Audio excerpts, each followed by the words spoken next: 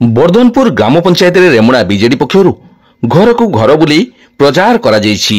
ଆଜି ରେମୁଣା ବିଜେଡି ପକ୍ଷରୁ ବର୍ଦ୍ଧନପୁର ଗ୍ରାମ ପଞ୍ଚାୟତରେ ଘରକୁ ଘର ବୁଲି ଯୋଡ଼ିଏ ଶଙ୍କରେ ଭୋଟ ଦେବାକୁ ନିବେଦନ କରିଛନ୍ତି ବିଧାୟକ ପ୍ରାର୍ଥିନୀ ଶ୍ରୀମତୀ ବିଦ୍ୟାସ୍ମିତା ମହାଳିକ।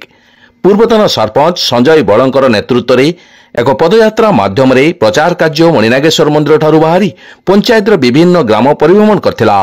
ଏଥିରେ ବିଧାୟକ ପ୍ରାର୍ଥିନୀ ବିଦ୍ୟାସ୍ମିତା ମହାଳିକ, ସ୍ଥାନୀୟ ପୂର୍ବତନ ସରପଞ୍ଚ ସଞ୍ଜୟ ବଳ, କୁନା ବଳଙ୍କ ସମେତ ଶତାଧିକ କାର୍ଯ୍ୟକର୍ତ୍ତା ସାମିଲ ହୋଇ ବିଧାୟକ ପ୍ରାର୍ଥିନୀ ବିଦ୍ୟାସ୍ମିତା ମହାଳିକ ଓ ସାଂସଦ ପ୍ରାର୍ଥିନୀ ଲେଖାଶ୍ରୀ ସାମନ୍ତ ସିଂହାରଙ୍କୁ ଶଙ୍ଖ ଚିହ୍ନରେ ଭୋଟ ଦେଇ ଜୟଯୁକ୍ତ କରାଇବାକୁ ସମସ୍ତଙ୍କୁ ଅନୁରୋଧ କରିଥିଲେ।